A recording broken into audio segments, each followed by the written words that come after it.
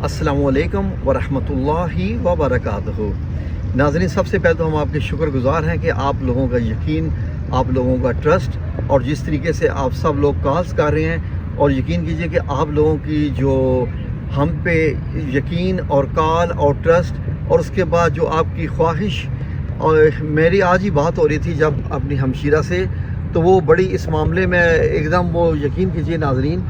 कि वो रोने लग पड़ी कि वो कहती हैं कि मैं सिर्फ मेरा मामला ये मेरे अपने तक था, तो बस कभी कभी कद का रिश्तेदारों में आगे पीछे जानने वालों में दुआ हो जाती थी। तो अब ये है कि जो लोग एक बड़ा आस जो है वो आस लेके और इस उम्मीद के साथ कि यहाँ से जब दुआ होगी तो वो अल्लाह सुब्हान ताला दुआ कबूल करेगा, तो इसलिए वो रात को भी कह रही थी कि मैं अल्लाह के हुजूर बहुत ज़्यादा गिड़गिड़ा के रोती रही हूँ सब के लिए दुआ करते करते, और मैं सिर्फ यही कहती रही हूँ कि या रब्बुल इज़्ज़त शिफा आपने देनी है, दुआएं आपने कबूल करनी है, सारा मामला आपके साथ है। ये आपके बंदे हमारे ज़रिए दुआ करवा रहे हैं आपसे, तो आपने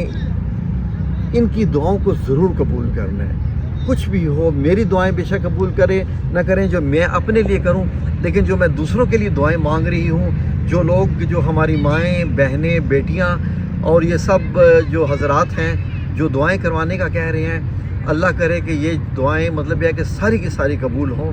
इसलिए हमें तो यकीन कीजिए कि आप लोगों से ज़्यादा हमें इस चीज़ का इंतज़ार है कि वो वक्त आए कि आप सब लोग ये कहें जी कि जिस दुआ के लिए हमने कहा था वो कबूल होगी। तो अल्लाह तबारक तआला गफूर रहीम है। ये सारा मामला जो है वो अल्लाह सुब्हान ताला के हाथ में ही है, इसमें हमारा कुछ भी नहीं है। सिर्फ ये देखिए, बस ये है कि अल्लाह सुब्हान ताला देखता है कि एक बंदा मेरी इतनी इबादत करता है, सारी रात मेरे लिए जागता है, कि जब आप समझिए ना कि जब कुछ ऐसा मामला आता है तो अल्लाह सुब्हान ताला फिर यही देखती हैं कि जब ये बंदा मुझसे इतनी जो है वो मोहब्बत रखता है, मेरी इतनी इबादत करता है, तो उसके बदले में अपने लिए तो ये कुछ नहीं मांग रहा। जो अपने लिए मांगना होता है ना, वो अल्लाह सुब्हान ताला बड़ी सोच समझ के देते हैं। अलबत्ता जो अल्लाह सुब्हान ताला का असूल है, वो असूल ये है कि जब अल्लाह सुब्हान ताला किसी दूसरे के लिए दुआ की जाए तो वो ज़रूर कबूल फरमाते हैं, क्योंकि ये रसूलुल्लाह सल्लल्लाहु अलैहि वसल्लम की सुन्नत भी है, और जो है वो ह्यूमैनिटी जो नेचर है, जिस फितरत पे इंसान को अल्लाह सुब्हान ताला ने पैदा किया, जानवरों से जिस चीज़ से अल्लाह ने मुख्तलिफ रखा, वो यही फ़र्क है। फ़र्क क्या है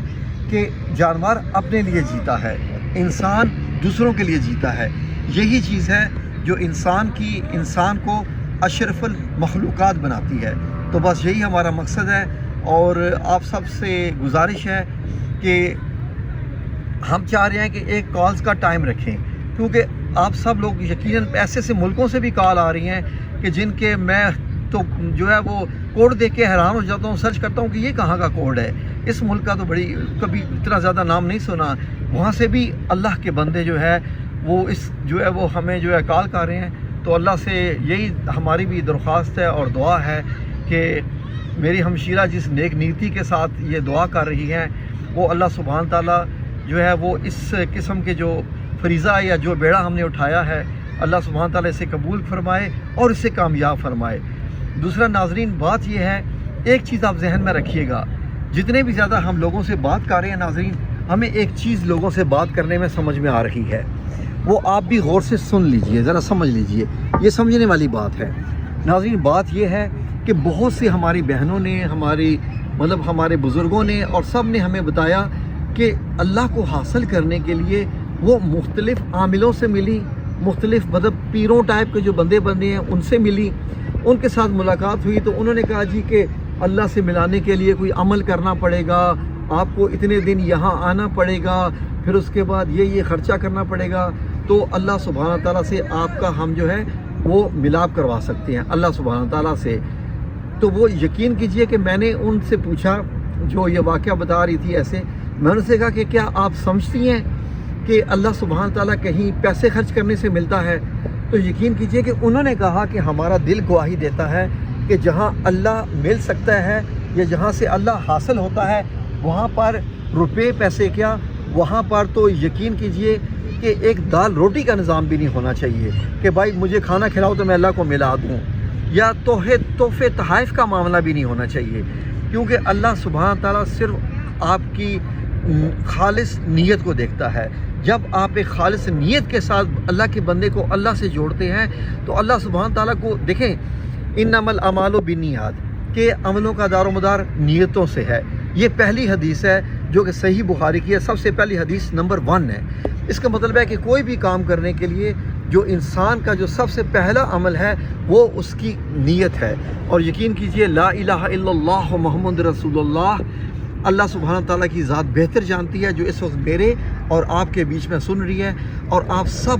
جو ہے وہ گواہ ہیں اس چیز کے کہ ہمارا اس معاملے میں نیت صرف اور صرف بڑی خالص ہے کہ اللہ کے لوگوں کو اللہ تک لے کے جانا۔ کیونکہ اگر کوئی ایسی شخصیت جو اللہ کے راستے پہ چل رہی ہے اور اس کو محسوس ہوتا ہے کہ اللہ سبحانہ تعالیٰ کا اسے قرب حاصل ہے، تو صرف یہ ہوتا ہے کہ بھائی ہم اس سڑک پہ چلنا چاہتے ہیں تو کوئی ہمیں یہ بتا دے کہ اس کا راستہ کیا ہے۔ ہم تو صرف راستہ بتا رہے ہیں، اللہ تک تو آپ لوگوں نے خود جانا ہے۔ راستہ کیا ہوتا ہے جی؟ کہ قرآن کریم کی یہ آیت پڑھیے، قرآن کریم کی یہ سورہ کیجئے، تہجد میں بیٹھ کے آپ نے پڑھنا ہے، اس طریقے سے پڑھنا ہے، ایسا ماحول ہونا چاہیے، ایسی نیت ہونی چاہیے، اس طرح کا آپ کا مطلب یہ کہ لباس کا معاملہ ہونا چاہیے، تو اللہ سبحانہ تعالیٰ ہے۔ تو انشاءاللہ باذن اللہ، ہاں ایک چیز ذہن میں رکھیے گا، میں آپ سب لوگوں کو بتا دوں کہ پلیز آپ لوگوں نے نوٹ کر لیجئے گا، اس چینل سے اگر آپ کو کبھی یہ بھی کہا گیا نا کہ ایک ٹافی ہمیں بھجوا دیں، ٹھیک ہے جی، یا ایک جو ہے وہ کال کرنے کی کاسٹ ہمیں بھجوا دیں، اس دن ہم پہ یقین بالکل مت کیجیے گا۔ اس دن آپ یقین کیجیے گا کہ سمجھ لیجیے گا کہ یہ کسی قسم کا کوئی کاروبار ہے یا یہ دکانداری ہے۔ تو اس کے لیے جو ہے جہاں دکانداری ہو وہاں پر اللہ سبحانہ تعالیٰ نہیں ملتے۔ اللہ سبحانہ تعالیٰ صرف کس سے ملتے ہیں؟ خالص نیت، اور